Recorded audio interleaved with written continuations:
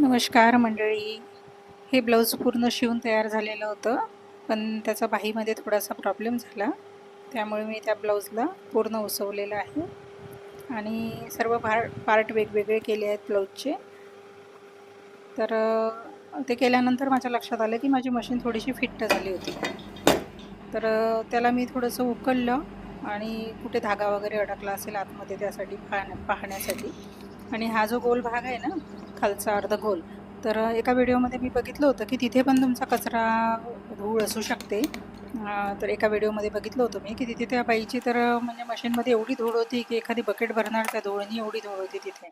म्हणून मला असं वाटलं की माझ्या पण मशीनमध्ये असेल कदाचित धूळ अडकलेली, म्हणून मी त्याला काढलं. तर बघते तर काय की तिथे एक धागासुद्धा अडकलेला नव्हता आणि माझी तर मेहनत पूर्ण वाया गेली उघडण्याची. तर त्यासाठी मी त्याला जशाला तसं पुन्हा पॅक करून टाकलं.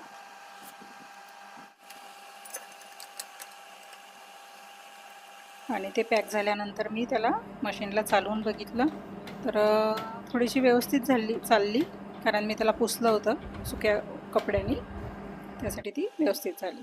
आणि या बाहीमध्ये तुम्हाला सांगते काय झालं होतं. तर ही बाही आहे 10ची, आणि 10ची लांब बाही असल्यामुळे त्याला ना जो डाऊन घ्यायचा असतो मोंड्यामध्ये, तो 3चा घ्यायचा असतो आणि मी कदाचित घाईघाईमध्ये 2चाच घेतला. तर त्यामुळे थोड्याशा बाहीला थोड्याशा चुन्नाट पडत होत्या, खाली वळ्या पडत होत्या. शोल्डर काय म्हणतात त्याला, मोंडा म्हणतात कदाचित, तिथे वळ्या पडत होत्या. तर मग मी ते कापून घेतलं बरोबर दोन्ही बाह्यांना.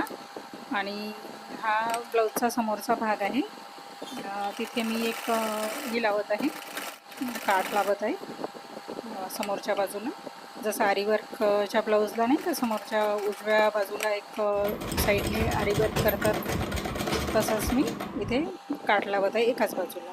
तर हा पहा, मी असं छान काठ लावलेला आहे इथे, आणि हा सुंदर दिसतो लावलेला काठ. आणि मी मागच्या बाजूला पण ब्लाऊजचा काठच लावलेला आहे. मी या ब्लाऊजवर कुठेही कोणतीही लेस वापरलेली नाही आहे दुसरी, कारण मला ब्लाऊजला लेस लावलेली आवडत नाही वेगळी आणून. तर तो काठ बाहीवर खूप मोठा होता, म्हणजे जाड होता खूप, तर तो मी कापला थोडासा आणि मागच्या बाजूला आणि एका समोरच्या बाजूला लावला. आणि ही जी आपली तुरपाई करण्याची पट्टी असते ना, तिथे पण मी तुरपाई न करता फॅब्रिक ग्लूनीच चिटकवलेलं आहे. आणि काय आहे, ते आपलंच ब्लाऊज आहे, आपण कधीही त्याला थोडंसं कमी जास्त झालं की आपल्याला जसं वाटलं तसं करू शकतो. जर ती पट्टी निघाली पण तर मी पुन्हा लावू शकते. आणि हे 2 पॅच आहेत जे मी बाहीवर लावण्यासाठी आणले होते.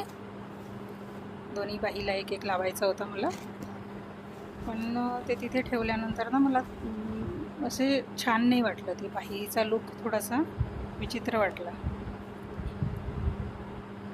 त्यासाठी मग मी तिथे लावण्याचा विचार सोडून दिला.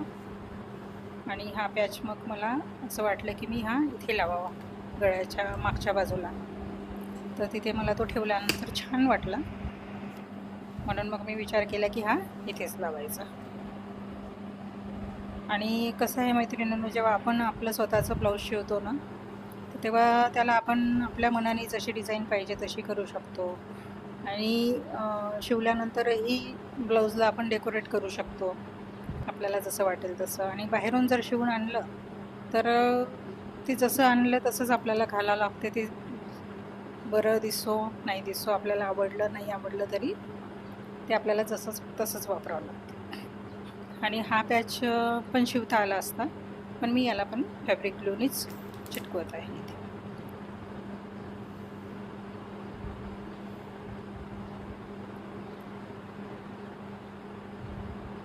असा ठेवल्यानंतर हा छान दिसतो. इथे थोडा मॅच पण झाला, तिथे तो बाहीवर तेवढा व्यवस्थित नव्हता वाटत, तर इथे सुंदर दिसतो आहे.